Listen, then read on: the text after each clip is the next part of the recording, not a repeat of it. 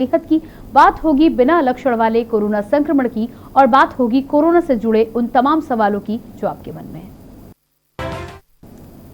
देश में कोरोना संक्रमण की दूसरी रफ्तार लगातार कम हो रही है, तो वहीं अनलॉक भी तेजी के साथ हो रहा है, लेकिन बिना लक्षण वाले मरीज सुपर स्प्रेडर बन रहे हैं। कोविड-19 वायरस अलग अलग लोगों को अलग अलग तरह से प्रभावित करता है। संक्रमित हुए ज्यादातर लोगों को थोड़े से लेकर मध्यम लक्षण तक की बीमारी होती है और वे अस्पताल में भर्ती हुए बिना ही ठीक हो जाते हैं। लेकिन ऐसे कमजोर लोगों की इम्यूनिटी वालों के लिए ये कोरोना मुसीबत बनकर आता है। वायरस से संक्रमित होने के बाद इसके लक्षण दिखाई देने में आमतौर पर 5 से 6 दिन का समय लगता है। हालांकि कुछ मामलों में लक्षण दिखने में 14 दिन भी लग सकते हैं, तो कुछ लोगों में लक्षण ही नहीं दिखते। ऐसे में बिना लक्षण वाले मरीज दूसरे लोगों के लिए मुसीबत बन सकते हैं। हेल्थ कॉन्फ्रेंस में आज हम ऐसे ही सवालों पर बातचीत करेंगे और जानेंगे कि जिन लोगों में लक्षण नहीं दिखाई दे रहे हैं, जो एसिम्प्टोमेटिक हैं, उनको लेकर किस तरह से लोगों को सावधानी बरतनी चाहिए। इससे पहले कि इस पर हम बातचीत करें, गौर कर लेते हैं उन सवालों पर जिनके बारे में आज हम जांच पड़ताल करेंगे, एक्सपर्ट से उनकी राय लेंगे। बिना लक्षण वाले मरीजों को कैसे पहचाना जाए, बिना मरीजों को कैसे लक्षण वाला कोरोना कितना घातक, बिना लक्षण वाले संक्रमण का इलाज क्या, इसके अलावा कितने दिन रहता है बिना लक्षण का कोरोना, बिना जांच कैसे पहचाने कि कोरोना है या नहीं। तो ये वो तमाम सवाल हैं जिनको लेकर हम हमारे आज के कार्यक्रम में बातचीत करेंगे।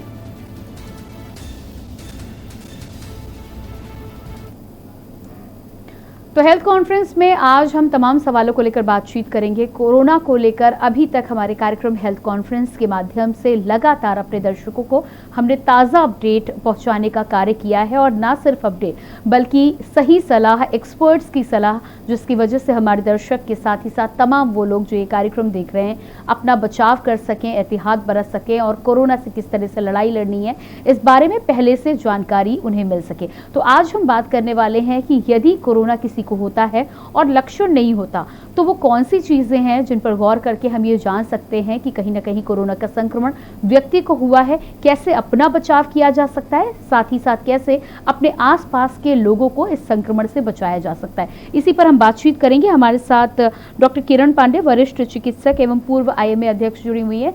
डॉक्टर किरण, आपका बहुत बहुत स्वागत है कार्यक्रम में। साथ ही साथ हमारे साथ डॉक्टर विकास Mishra ji, HOD microbiologist, GSVM भी जुड़े हुए हैं। सर, आपका भी बहुत बहुत स्वागत है कार्यक्रम में। सबसे पहले डॉक्टर विकास जी, आपसे ही हम शुरुआत करेंगे। आज हम मुख्य तौर पर उन लोगों को लेकर बातचीत करने वाले हैं जिनमें कोरोना के लक्षण दिखाई नहीं देते, यानी कि कहीं ना कहीं कोरोना होता है लेकिन एसिम्प्टोमेटिक जिनको हम कहते हैं। एसिम्प्टोमेटिक एक तरह से बहुत घातक उन लोगों के लिए हो सकते हैं जिनके घर में कई लोग एक साथ सदस्य रहते हैं। ऐसे में हो सकता है कि वो व्यक्ति तो लड़ ले, कहीं ना कहीं कोरोना को हरा ले, लेकिन आसपास यदि बुजुर्ग हैं, सीनियर सिटीजन्स हैं, बच्चे हैं, तो उनके लिए ये बड़ी मुसीबत खड़ी कर सकता है। कैसे पहचाने एसिम्प्टोमेटिक मरीजों को? आप सभी को मेरा नमस्कार। देखिए, ये जो एसिम्प्टोमेटिक केसेस हैं ये कोई नई बात नहीं है, बहुत पहले से एसिम्प्टोमेटिक केसेस, जैसा आप सभी को पता है कि कोरोना वायरस ऐसी बीमारी है कि इसमें ज्यादातर लोग होम आइसोलेशन में ठीक हो जाते हैं। 5 से 10% मरीज होते हैं जिनको हॉस्पिटलाइजेशन या आईसीयू की जरूरत पड़ती है। हाँ, ये बात जरूर है कि ये जो एसिम्प्टोमेटिक केसेस हैं ये पहचानना बहुत मुश्किल होता है क्योंकि इनमें सिम्टम नहीं आते। नॉर्मल जो नजला, जुकाम, खांसी, सर दर्द, बुखार, सांस लेने में दिक्कत, ये सब सिम्टम्स जो कोरोना के होते हैं ये ऐसे मरीजों में नहीं पाए जाते हैं। They are mostly asymptomatic patients. तो इन पेशेंट्स को सुपर स्प्रेडर कहा जा सकता है। और जैसा कि आप सबको मालूम है कि फर्स्ट वेव में जो सीरो सर्वे हुआ था उसमें हमें पता लग रहा था कि हमारी जो पॉपुलेशन है उसमें 25 से 30% लोगों में ही एंटीबॉडीज प्रोडक्शन हुआ है। सेकेंड वेव के बाद सेकेंड वेव इतनी भयानक थी कि ये गांव तक पहुंची, तो इसमें नेचुरल इन्फेक्शन बहुत ज्यादा लोगों को हुआ। इसके साथ साथ हमारी गवर्नमेंट ऑफ इंडिया ने वैक्सीनेशन रेट को बढ़ाया। आप देखिए, एक दिन में 85 लाख लोगों को वैक्सीनेट किया गया है, रिकॉर्ड है ये। तो उसको लेके ये जो सीरो प्रेवलेंस है ये 25 से 30 से बढ़ के 60 से 70% हो गया है। यानी कि ये जो मरीज है जिनमें एंटीबॉडीज प्रोटेक्टिव लेवल पे न्यूट्रलाइज करेंगी वायरस को, ये संक्रमित तो होंगे, लेकिन ये जरूरी नहीं है कि इनमें सिम्टम्स आए। हाँ, ये बात जरूर है कि ये दूसरे लोगों को संक्रमित करने की पूरी क्षमता रखते हैं, और ऐसे मरीजों का पहचानना बहुत जरूरी है। अब सवाल ये उठता है कि ऐसे मरीजों को पहचाने कैसे। तो जैसा कि आप सबको मालूम है कि कोरोना के बचाव के तरीके यही हैं: social distancing, mask and sanitisation. Social distancing ऐसा होता है कि यानी कि या तो आप घर में रहें, तो जो लोग घर में रह रहे हैं उनको, जिनसे बाहर लोगों का संपर्क नहीं हो, उसमें बहुत कम संभावना है कि कोरोना का लक्षण कोरोना से वो संक्रमित होंगे। तो ऐसे व्यक्ति जो ज्यादा ट्रैवल कर रहे हो, खास करके अपने शहर से एक शहर से दूसरे शहर, या एक प्रदेश से दूसरे प्रदेश, या एक कंट्री से दूसरी कंट्री, वो हाई रिस्क केसेस कहलाएंगे। क्योंकि एसिम्प्टोमेटिक है, उनमें सिम्टम नहीं आएगा, तो ऐसे मरीजों को उसी समय कांटेक्ट करके उनको ट्रेस किया जाए, उनकी आरटीपीसीआर रिपोर्ट कराई जाए। अगर आरटीपीसीआर रिपोर्ट में वो पॉजिटिव आते हैं तो उन्हें आइसोलेट किया जाए। अदरवाइज ये बहुत मुश्किल है कि ऐसे पेशेंट्स को हम पहचान सकें नॉर्मल पॉपुलेशन में, तो हमें हाई रिस्क केसेस को देखना पड़ेगा। इस केस में हाई रिस्क वो होंगे जो सोशल डिस्टेंसिंग को फॉलो नहीं कर रहे हैं, या तो अपने काम की वजह से या अपनी हैबिट की वजह से। जी बिल्कुल, हमारे साथ डॉक्टर किरण पांडे भी बनी हुई हैं। डॉक्टर किरण, पिछले एक हफ्ते में यदि देखा जाए तो खबरों के अनुसार एसिम्प्टोमेटिक केसेस की कहीं ना कहीं संख्या बढ़ी है।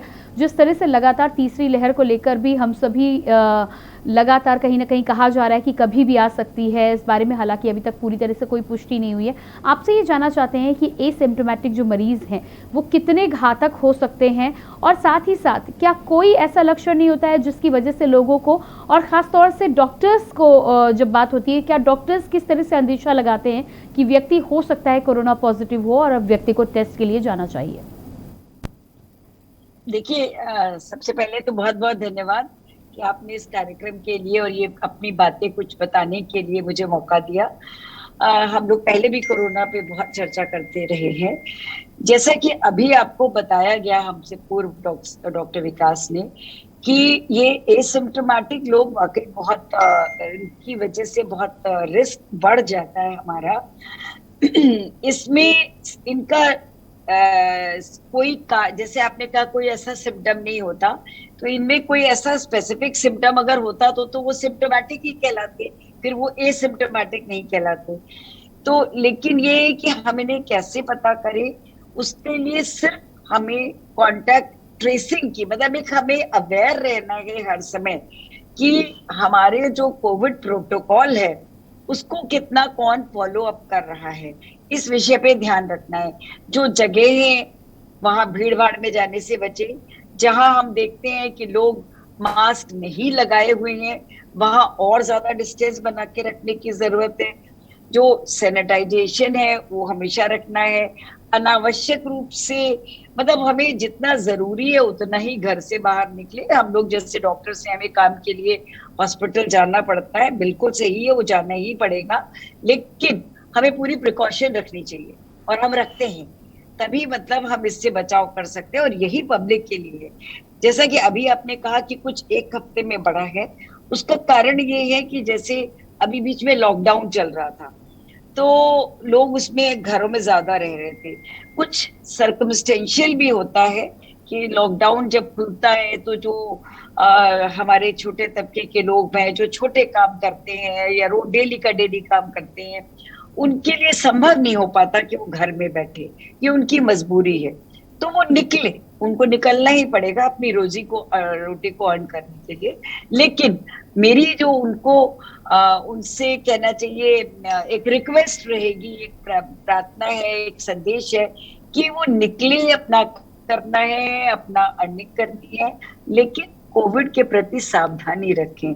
जो हमारे यहाँ जैसे ही लॉकडाउन खत्म होता है, ये थोड़ी सी अनफॉर्चुनेट बात है कि लोग वो प्रोटोकॉल्स को फॉलो करने में कमजोरी कर देते हैं और उससे हमारे थर्ड वेव आने के चांसेस बढ़ जाते हैं जितना, क्योंकि कोरोना वायरस जो है उसकी अभी पूरे समाज में, वो सोसाइटी में है, हमारे वैक्सीनेशन की बहुत स्पीड से करने की कोशिश की जा रही है। बट अगर हम अपने पॉपुलेशन को देखें तो इतनी ज्यादा स्पीड से करने के बाद भी जो हमारी पॉपुलेशन है वो अभी उसके कंपैरेटिवली बहुत कम वैक्सीनेट हो पाई है।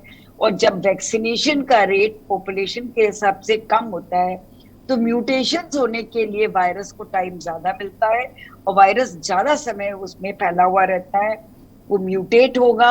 अब किस तरीके से कितना ज्यादा इन्फेक्टिविटी बढ़ेगी, क्या उसकी विरुलेंस होगी, तो ये तो समय बताएगा कि किस तरीके से इससे आगे बढ़ना है। जी बिल्कुल।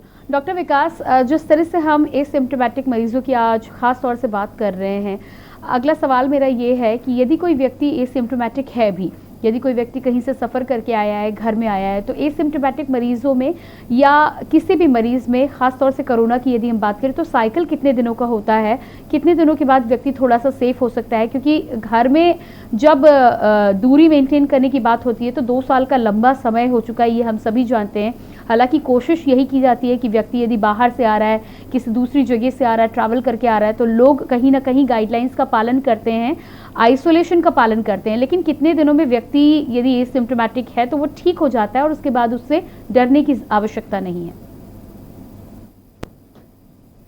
एक बार आप अपना सवाल दोहराएंगी मैडम? जी, मेरा सवाल यहाँ पर ये है कि एसिम्प्टोमेटिक मरीज की यदि हम बात कर ले हैं, यदि परिवार में कोई ऐसा सदस्य है जो घर से बाहर काम के लिए जाता है, पूरे इंडिया के अंदर ही हम देख लें, यदि कहीं ट्रैवल के लिए जा रहा है किसी काम की वजह से, तो कितने दिनों के अंदर ऐसा व्यक्ति जिसमें कोई सिम्टम्स नहीं है वो अपने आप कोरोना से ठीक हो जाएगा और परिवार वालों के साथ मेलजोल उसके बाद बढ़ाया जा सकता है? जी बिल्कुल। आप देखिए, सबसे पहले आपको ये समझने वाली बात है कि एसिम्प्टोमेटिक यानी लक्षण विहीन, वो नॉर्मल पॉपुलेशन में ऐसे बैठा रहेगा, आप उसे पहचान ही नहीं पाएंगे। कोरोना की जो सिम्टम्स होते हैं वो होता है बुखार, खांसी आना, जुकाम होना, ये सब सिम्टम उसमें होगा ही नहीं। अगर कोई कोरोना संक्रमित मरीज आपके बगल में बैठा है, वो लक्षण विहीन है, इट इज इम्पॉसिबल आप उसे पहचान सकें। तरीका बस यही है, स्प्रेड, ये जो सुपर स्प्रेडर्स की आप बात करेंगे, सिम्प्टोमेटिक पेशेंट्स को पहचानने का, कि आप ज्यादा से ज्यादा ट्रेसिंग करवाएं, टेस्टिंग करवाएं। खास करके उन हाई रिस्क केसेस में, जैसे हमारी टीचर प्रोफेसर किरण पांडे मैम ने बताया है कि जो हाई रिस्क केसेस हैं, जो लो तबके के लोग हैं, जो लॉकडाउन खुलने के बाद अपनी रोजी रोटी के लिए जा रहे हैं, जॉब के लिए जा रहे हैं, खास करके वो लोग जो एक शहर से दूसरे शहर जा रहे हैं, एक प्रदेश से दूसरे प्रदेश में ट्रैवल कर रहे हैं, या एक कंट्री से दूसरी कंट्री में ट्रैवल कर रहे हैं, उन लोगों की टेस्टिंग होना बहुत अनिवार्य है। और जैसा ये कोरोना वायरस है, इसका इंक्यूबेशन पीरियड 5 से 6 दिन होता है, और मरीज को जब कोरोना वायरस शरीर के अंदर आ जाता है तो वो इन्फेक्टिव जो होता है, इन्फेक्टिव स्टेज जो उसकी स्टार्ट होती है कोरोना पेशेंट की, वो स्टार्ट होती है 2 दिन पहले से। यानी जिस समय उसका पहला लक्षण आया उसके 2 दिन पहले से 10 दिन बाद तक। इसीलिए कोरोना प्रोटोकॉल में 14 दिन का आइसोलेशन रखा गया है कि जिस समय भी आप डायग्नोज होते हैं आपकी आरटी-पीसीआर रिपोर्ट या लक्षण के द्वारा, तो आप कम से कम 14 दिन तक अपना एकांतवास रखें, बाकी पॉपुलेशन से आप अलग रहें। 14 दिन के बाद ये वायरस अपने आप शेड ऑफ हो जाता है बॉडी से, और वो व्यक्ति दूसरे व्यक्ति को संक्रमित नहीं कर सकता है। लेकिन मैं फिर बता दूं, जितनी भी गाइडलाइंस या जितने भी नियम होते हैं वो 90% ऑफ पॉपुलेशन को लेकर के होते हैं। 5 से 10% हमारी सोसाइटी में ऐसे पेशेंट्स होते हैं जो नॉर्मल पॉपुलेशन से अलग बिहेव करते हैं, जिनकी इम्यूनिटी बहुत कम होती है। उनमें वायरस 14 दिन क्या 20 दिन 22 दिन तक भी रह सकता है, डिपेंडिंग ऑन देयर इम्यूनिटी। अगर वो बहुत ही ज्यादा इम्यूनो कॉम्प्रोमाइज है तो वायरल रेप्लिकेट करता रहेगा। अदरवाइज शरीर में जो एंटीबॉडीज हैं वो वायरस को 14 दिन के अंदर न्यूट्रलाइज कर देती हैं, और वायरस 14 दिन के बाद एक व्यक्ति जो कोरोना से संक्रमित है वो दूसरे व्यक्ति को संक्रमित नहीं कर सकता। जी बिल्कुल। डॉक्टर किरण, बात हम यहाँ पर बिना लक्षण वाले एसिम्प्टोमेटिक मरीजों की कर रहे हैं, साथ ही साथ जिस तरह से आज नया आदेश जारी हुआ है उत्तर प्रदेश की सरकार के द्वारा कि 5 जुलाई से अब रेस्टोरेंट से लेकर मॉल तक, जिम, तमाम चीज़ें खोल दी जाएंगी। ऐसे में आपके द्वारा यहाँ पर जानकारी चाहेंगे अपने दर्शकों के लिए कि किस तरह से अपनी सावधानी बरत सकते हैं, क्योंकि कहीं ना कहीं मॉल से लेकर जिम, रेस्टोरेंट यदि खुलेगा तो लोगों की आवाजाही भी बढ़ेगी, भीड़ भी थोड़ी सी बढ़ेगी। ऐसे में अपनी सुरक्षा किस तरह से कर सकते हैं, और जिन सुपर स्प्रेडर्स की हम बात कर रहे हैं उनसे बचाव के लिए क्या कुछ सावधानियां व्यापारियों को भी बरतनी चाहिए? देखिए, जैसा कि आपने बताया 5 जुलाई से अभी सब खुल रहे हैं और खुलना भी है, क्योंकि बिना खुले इन सब चीजों के समय के हिसाब से अभी थोड़ा सेफ टाइम लग रहा है थर्ड वेव से के बीच के इंटरवल। तो उसमें ये मतलब ये उचित है कि खोला जाए। थोड़ा उन कारोबारियों को भी बहुत दिक्कत आ रही है। बस इसमें क्या है, उनको एक तो अगर हम इंडिविजुअल्स की बात करें, हम जैसे लोगों की, तो हमें थोड़ा देखना है कि हम लोग मैनेज कर सकें। एक तो कि टाइम ऐसा मैनेज करें जिस समय बहुत भीड़ ना हो, या उस समय जाएं, या अपना जाएं तो जो होटल वाले हैं या जिम वाले हैं वो एक थोड़ा प्रोटोकॉल डिस्टेंसिंग का मेंटेन करें। जैसे कि मान लीजिए एक जिम है, जिम की प्रॉब्लम क्या होती है, क्लोज इंडोर में होता है, इंटीरियर उसमें। तो आप एट ए टाइम कुछ आवर्स बांधे उसके, डिस्टेंसिंग को रखते हुए 6 फीट का कहा गया है तो उसको 8 फीट ही माने। 5 या 6 लोग से ज्यादा एक बार में ना रखें। टाइम स्लॉट दे सकते हैं कि भाई ये लोग 6 बजे से 7 बजे के बीच में, या 6 से, उस टाइम को थोड़ा कम भी कर सकते हैं अगर लोग ज्यादा है तो।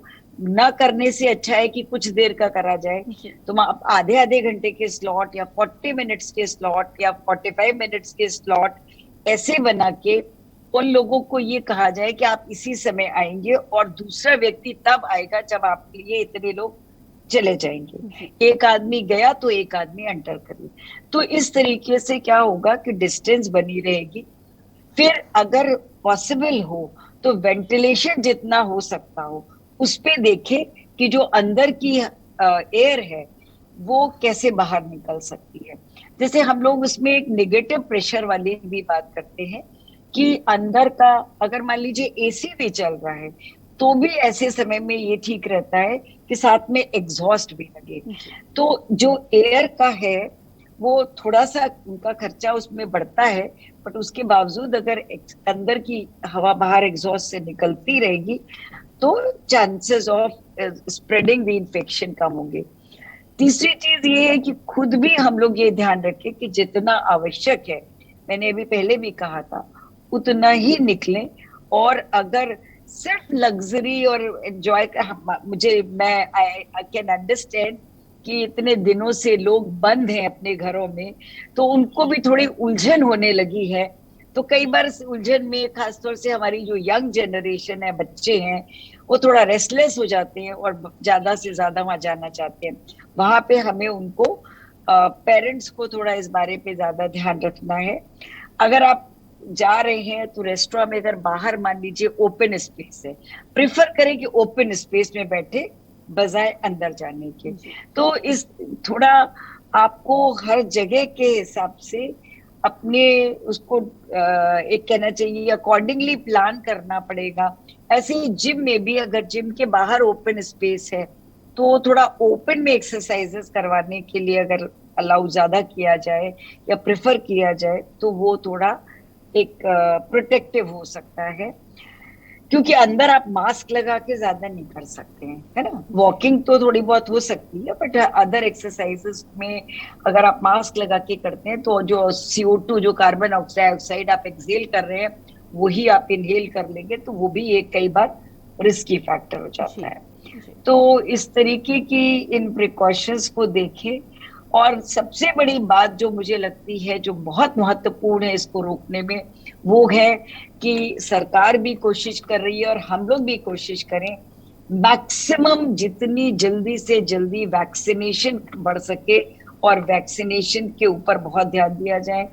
और साथ ही साथ जैसा अभी डॉक्टर विकास कह रहे थे कि टेस्टिंग, जितनी मैक्सिमम कॉन्टैक्ट ट्रेसिंग और टेस्टिंग हो सके, जहां भी थोड़ा सा लग रहा है रिस्क फैक्टर, बाहर से शहर से आ रहे हैं उनको टेस्टिंग करवा लें, या 14 दिन का उनको अगर अपना क्वारंटीन में रह सकते हैं।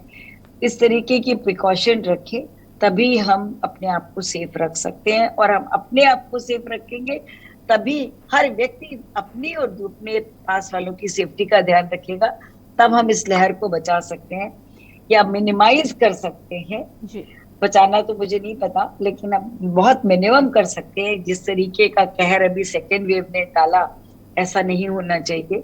हम लोगों ने सबने, अब दुख की बात है कि बहुतों ने अपने लोगों को जी खो दिया इस उसमें, ऐसा दोबारा नहीं होना चाहिए। जी बिल्कुल। हमारे साथ कॉलर जुड़े हुए हैं प्रभु अग्रवाल जी कानपुर से, जान लेते हैं कि क्या जानना चाहते हैं। प्रभु जी, बहुत बहुत स्वागत है आपका कार्यक्रम में, क्या सवाल है आपका? जी, मुझे बोला था कि इतना कोरोना काल में इतने लोग मर रहे हैं, उसके बाद भी लोग क्यों ध्यान नहीं दे रहे हैं? और दूसरा डेल्टा का ही चालू हो चुका है, डेल्टा वायरस के लक्षण भी चालू हो चुके हैं। उसके बाद प्रशासन इतना सख्ती करने के बाद भी क्या है, जनता क्या चाहती है? जी बिल्कुल, कॉल करने के लिए बहुत बहुत धन्यवाद। यहाँ पर सबकी अपनी अपनी राय है। प्रभु जी, यहाँ पर जान के साथ जीविका को भी बचाना है, शायद यही वजह है कि कहीं ना कहीं सरकारें लगातार बैठक करने के बाद इस तरह के फैसले लेती हैं। फिलहाल सावधानियों की जिस तरह से बात हो रही है, तमाम एक्सपर्ट के साथ ही साथ हमारे साथ भी डॉक्टर किरण, डॉक्टर विकास मौजूद है। लगातार उनका यही कहना है कि आपको कोविड अप्रोप्रिएट बिहेवियर का पालन करना है, अपना बचाव करना है, और यदि इसका पालन हम करते रहेंगे तो यकीनन हम कहीं ना कहीं तीसरी लहर की फ्रीक्वेंसी को कम कर सकते हैं और अपना भी बचाव कर सकते हैं। फिलहाल हमें कॉल करने के लिए बहुत बहुत धन्यवाद।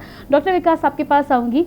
बच्चों को ट्रायल को लेकर यदि बात करें तो कहीं ना कहीं बच्चों को लेकर ट्रायल हुआ है। कानपुर में भी कई बच्चों का ट्रायल किया गया। अभी परसों ही 2.5 साल की एक बच्ची पर ट्रायल किया गया था। लेकिन जब वैक्सीनेशन की हम बात करते हैं तो एक तबका तो वो है जो वैक्सीनेशन पर विश्वास जता रहा है, भरोसा जता रहा है। वहीं दूसरी तरफ हमने भारी संख्या में लोगों को देखा है जिनका विश्वास अभी भी वैक्सीन पर कायम नहीं हो पाया है। ऐसे में तमाम माता पिता ऐसे हैं जो बच्चों की वैक्सीन को लेकर अभी से सशंकित नजर आ रहे हैं। वैक्सीन का यदि ट्रायल हो भी जाता है तो भी आप ऐसे पेरेंट्स के लिए जिनके बच्चे हैं, जिन्हें वैक्सीन लगवाना चाहिए थर्ड वेव में, जिन्हें हम टारगेट मान रहे हैं, उनके लिए आप क्या कहना चाहेंगे? देखिए, पहली बात तो ये आप समझ लें कि इंडिया का नाम वैक्सीनेशन में वर्ल्ड में टॉप लेवल पे आता है। 60% ऑफ इन्फेक्शियस डिजीजेस की जो वैक्सीन है उनका प्रोडक्शन इंडिया में होता है और वर्ल्ड वाइड ये सप्लाई होता है। ये बात इससे भी और प्रूव होती है कि पूरे वर्ल्ड में हमारे इंडियंस के पास इस समय 5 से 6 वैक्सीन चूज करने को होंगी बजाय दूसरी कंट्रीज के। और जितनी भी वैक्सीनेशन होती है, जब ये वैक्सीनेशन सोसाइटी के लिए या पॉपुलेशन के लिए आती है, उसके पहले फेज ट्रायल्स होता है, फेज 1, फेज 2, फेज 3। और अभी तक जितने भी फेज ट्रायल हुए हैं उसमें ये वैक्सीनेशन सेफ पाई गई है, चाहे वो अडल्ट्स के लिए हो चाहे वो बच्चों के लिए हो। तो मैं सभी लोगों से यही गुजारिश करूंगा कि अपने साइंटिस्ट का, अपने डॉक्टर्स का भरोसा करें और वैक्सीनेशन जरूर लगाएं। कि वैक्सीनेशन पूरी तरह से सेफ है। 99% ऑफ पॉपुलेशन के लिए ये सेफ रहता है, कोई साइड इफेक्ट नहीं होता है। इसका जो साइड इफेक्ट होता है वो 0.0002% होता है, जो कि शोध में आ चुका है। तो आप इससे घबराएं नहीं, वैक्सीनेशन करवाएं। अगर आप बदकिस्मती से उस 0.0002% में आ भी गए तो सरकार ने वैक्सीनेशन के बाद आपको आधे घंटे से 40 मिनट तक रुकने के लिए भी बोला गया है, जिसमें वो डॉक्टर्स अच्छे से आपका जो साइड इफेक्ट है उसको टेक केयर करेंगे। और वैक्सीनेशन में पूरी तरह सेफ है। आप लोग सब अपने बच्चों का जब अप्रूवल हो जाए, इवन प्रेग्नेंट फीमेल्स का, हमारी टीचर प्रोफेसर किरण पांडे मैम ने बहुत कोशिश करी, गाइडलाइंस में अभी तक आया नहीं था, लेकिन मैम के प्रयास से, डॉक्टर मीरा के प्रयास से अब आईसीएमआर जी बिल्कुल। डॉक्टर विकास, माफ कीजिएगा, यहाँ पर आपको रोकना चाहेंगे, समय सीमा समाप्त हो चुकी है, इसलिए कार्यक्रम को विराम देंगे। आपका बहुत बहुत धन्यवाद। डॉक्टर किरण, आपका भी बहुत बहुत धन्यवाद। और लगातार यहाँ पर हेल्थ कॉन्फ्रेंस में लगातार कोरोना को लेकर चर्चा कर रहे थे। इसी बीच आइए आपको सीधे लिए चलते हैं लखनऊ, जहाँ पर उत्तर प्रदेश सरकार की प्रेस कॉन्फ्रेंस चल रही है। देश में टेस्ट सर्वाधिक टेस्ट करने वाला प्रदेश है। मैं यहाँ बताना चाहूंगा कि ये जो अभिनव प्रयोग किए जा रहे हैं उनमें उसके साथ जोड़ा गया है टीकाकरण। टीकाकरण में बहुत तेजी से कार्य हुआ है। जून के महीने में हम लोगों ने 1 करोड़ का लक्ष्य रखा था और प्रदेश सरकार 1,25,00,000 से अधिक जो है वो टीका लगाने में सफल रही और ये प्रक्रिया आगे चल रही है। बीच में बच्चों का जो रूटीन इम्यूनाइजेशन है उसकी वजह से एक दिन ये टीका का अभियान धीमे किया गया था, परंतु अभी फिर से पुनः उसी स्थिति में जो है हो रहा है। और अब कुल मिला के प्रदेश में लगभग 3,60,00,000 जो हैं वो डोजेस दी जा चुकी हैं। 3,16,00,000 ये डोजेस दी जा चुकी हैं और ये प्रक्रिया तेजी से आगे इसको बढ़ाई जा रही है। ये हमारा प्रयास है कि अगस्त के एंड तक जो है, अगस्त के आखिर तक कम से कम ये अभी तक जितना हुआ है उसको मिलाकर 10 करोड़ जो है टीका लगा दिया जाए। और प्रदेश सरकार बहुत तेजी से टीका लगाने के फेवर में है। यहाँ ये भी बताना चाहूँगा कि प्रदेश सरकार साथ साथ जो हमारी 3T की नीति है, टेस्ट जिसमें ट्रीटमेंट में बेड्स की संख्या लगातार बढ़ाई जा रही है और विशेषकर तीसरी लहर का जो अंदेशा है, जिसके बारे में विशेषज्ञ कई बार कह चुके हैं, उसके लिए पीकू के बेड्स जो हैं वो। तो ये थे ऐसी सूचना नवनीत सहगल, जो कि कोरोना को लेकर लगातार सरकार के द्वारा किए जाने वाले प्रयासों की जानकारी दे रहे थे। और इसी के साथ हमारे हेल्थ कॉन्फ्रेंस कार्यक्रम में आज हमने बिना लक्षण वाले कोरोना मरीजों के बारे में बातचीत की। उनसे बचाव का एक ही तरीका तमाम एक्सपर्ट्स ने बताया है कि आप कोविड गाइडलाइंस का लगातार पालन करते रहें, मास्क का प्रयोग करते रहें और खुद को और अपने परिवार को सुरक्षित रखें। फिलहाल हमारे इस कार्यक्रम में इतना ही। बाकी जानकारियों के लिए बने रहिए के न्यूज़ इंडिया के साथ। नमस्कार।